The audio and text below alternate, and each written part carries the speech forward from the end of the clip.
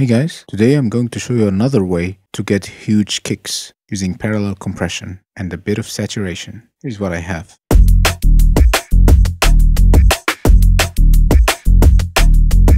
What I've added here is an SSL by Universal Audio.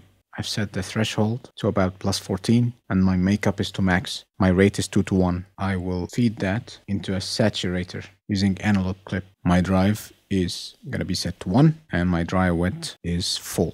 Next, I have a stock compressor by Ableton. I've set that 4:1. Let's hear how this sounds like.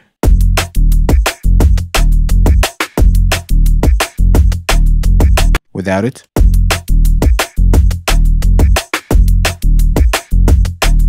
With it.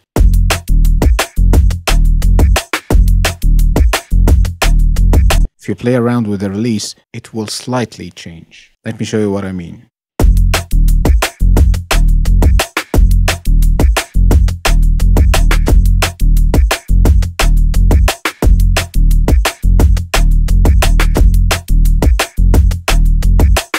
Again, without it.